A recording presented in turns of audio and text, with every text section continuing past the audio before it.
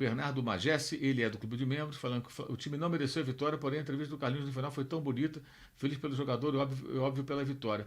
Eu acho que o Flamengo merecia ganhar, foi preguiçoso, mas foi melhor que o Vitória. O Vitória tem um time muito fraco, gente, muito fraco. Vai ser difícil ficar na primeira divisão com essa equipe. E o Carlinhos é uma pessoa muito simples, é muito humilde, um rapaz que nos cativa só pela sua simplicidade, né? Que bacana, né? Que legal.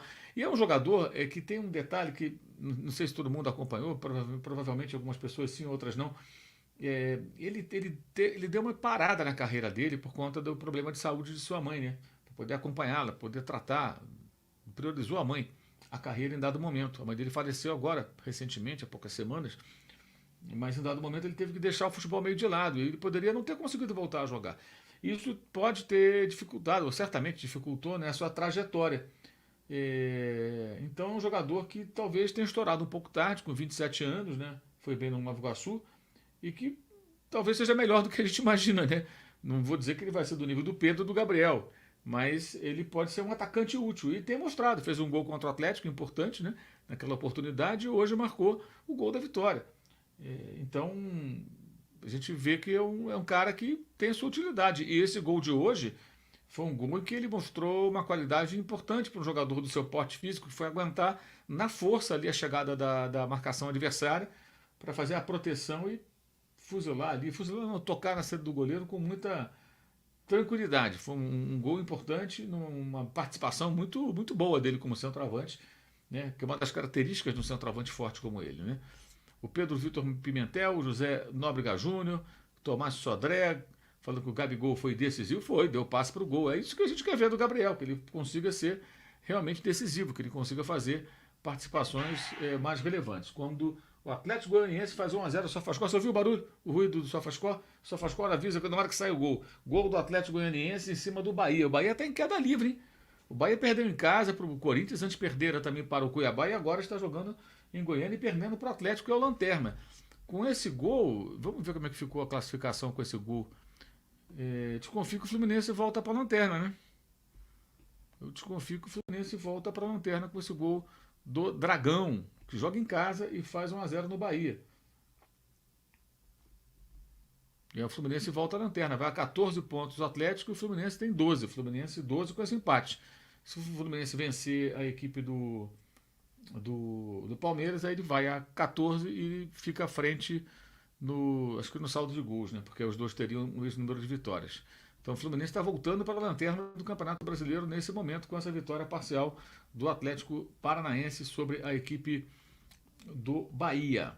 Então vamos lá, o pessoal do Superchat, o Jorge Augusto Cardoso, do Clube de Membros, atuação preocupante, a quarta atuação insatisfatória, valeu pelos 3 pontos.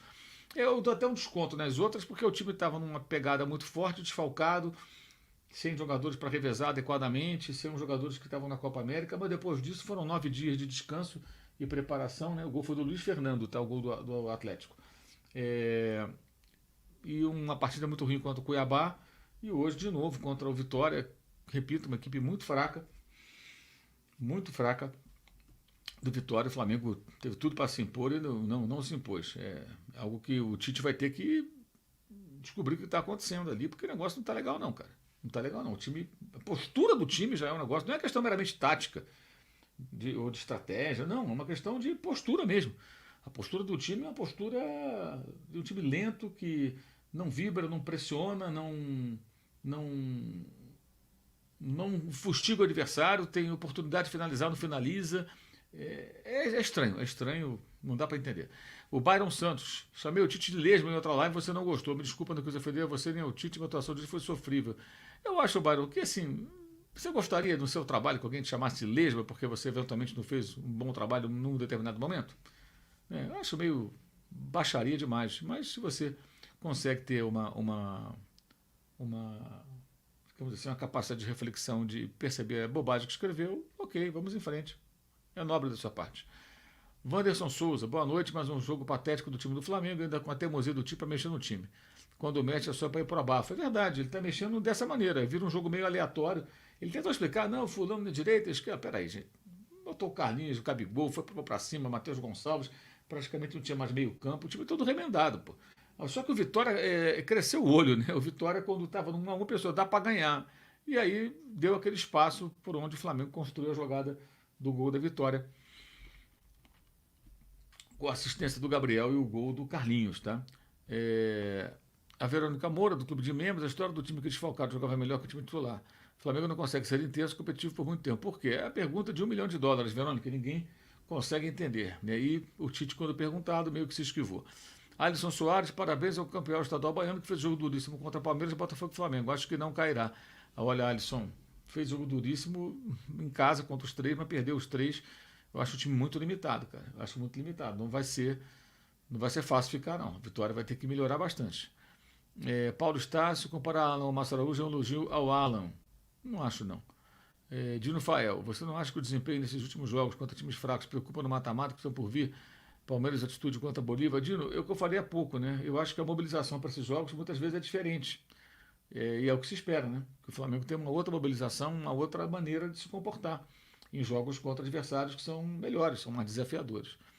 Luiz Fernando, membro do canal, vencemos, mas jogamos mal de novo. Gabi entrou bem, Carlinhos um tanque, precisa melhorar. A Copa é time misto, foco tem que estar claro. Eu também acho, eu acho que na Copa deveria ser time misto. Mas existe uma circunstância peculiar nessa semana, que é o adversário é o vice-lanterna nesse momento, o Atlético Goianiense, em casa. Então você pode pensar em mesclar, ter um time competitivo contra o Atlético e um time competitivo na quarta-feira contra o Palmeiras no Rio pela Copa do Brasil. Mas adiante, se tiver que poupar alguém ou priorizar um jogo, eu priorizaria sempre o brasileiro e o Libertadores. Tá? Saiu agora o Rony, Rony não, saiu o Dudu e entrou acho que o Maurício agora, o Dudu, que começou como titular hoje no Palmeiras. O Erlon Souza, do Clube de Membros.